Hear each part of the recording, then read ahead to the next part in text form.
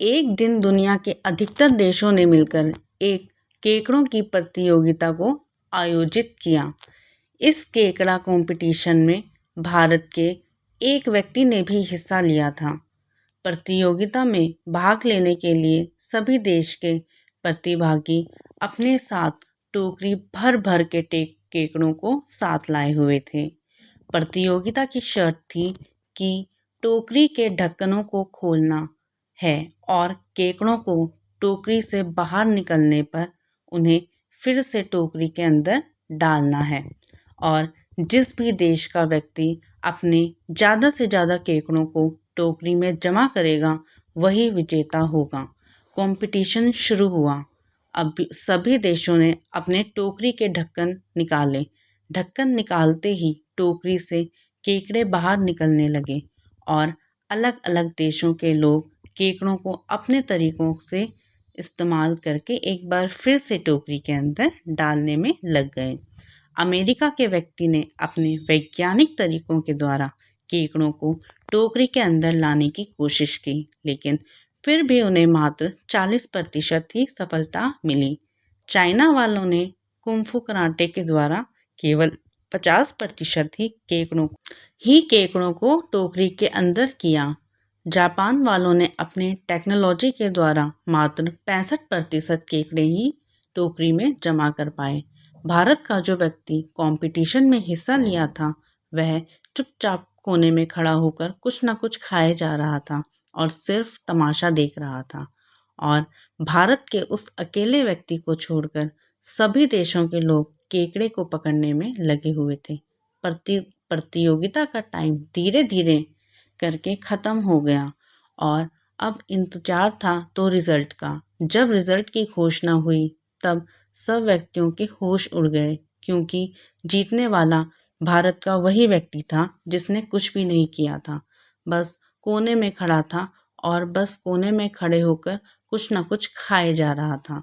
जब press reporter उस व्यक्ति के पास गया और उससे पूछा कि आपने तो टोकरी की ढक्कन खोली थी और आप कोने में खड़े होकर बस तमाशा देख रहे थे, तो फिर आपको जीत कैसे मिल गई? आपकी जीत का क्या कारण है? उस व्यक्ति ने हंसते हुए कहा, इस प्रतियोगिता की शर्त थी कि जिसके टोकरी में भी ज़्यादा केकड़े होंगे वही जीतेगा और मेरे ढक्कन खोलने के बावजूद एक भी केकड़ा टोकरी से बाहर ही नहीं निकला। इस पर प्रेस रिपोर्टर ने दोबारा उससे पूछा, पर ढक्कन खोलने के बाद भी केकड़े क्यों बाहर नहीं आए? उस व्यक्ति ने जवाब देते हुए कहा, क्योंकि भारत के केकड़े बड़े ही विचित्र होते हैं। जब भी कोई केकड़ा टोकरी से ऊपर उठना चाहता है तो दूसरा केकड़ा उसकी टांग खींच देता है, जिससे वो उस टोकरी से बाहर निकल ही नहीं पाता। इसलिए मैं जीत गया, क्योंकि मेरे सारे केकड़े टोकरी के अंदर ही हैं। दोस्तों, आज हमारी सोसाइटी भी इन्हीं केकड़ों की तरह हो गई है। जब भी हम सफलता की सीढ़ी चढ़ने वाले होते हैं या कुछ अलग कर गुजरने के लिए आगे बढ़ने की कोशिश करते हैं, तभी उस सीढ़ी में चढ़ने से पहले समाज या हमारी तरह ही ऊपर उठने की कोशिश करने वाले लोग हमारा टांग खींचने लगते हैं। आज आपसे कोई पूछेगा कि बेटी या बेटे आप बड़े होकर क्या बनोगे, तब यदि उनके सामने आपने कुछ बड़ी सोच रख दी तो वे तुरंत आपको निरुत्साहित कर देंगे कि तुम जो सोच रहे हो वो कभी नहीं बन सकते। आज लोगों को अपने उन्नति से मतलब नहीं बल्कि दूसरों की अवनति से मतलब है।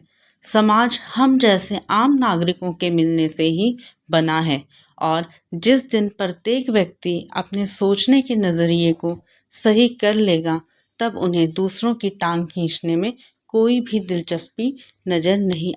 समाज का मुख्य कर्तव्य है खुद में अच्छा परिवर्तन और दूसरों के लिए बेहतरीन परिवर्तन लाना। समाज की उन्नति हमारी उन्नति है और हमसे ही समाज का निर्माण हुआ है। हमें केकड़ों की भांति दूसरों की टांग नहीं खींचनी चाहिए, बल्कि एक सच्चा इंसान बनकर स्वयं को ऊपर उठाना चाहिए। साथ ही दूसरों के लिए हर जो संभव मदद करनी चाहिए, जितना कि हमसे हो सके। स्वयं बढ़ेंगे और दूसरों को भी बढ़ाएंगे, यह हमारा उद्देश्य होना चाहिए।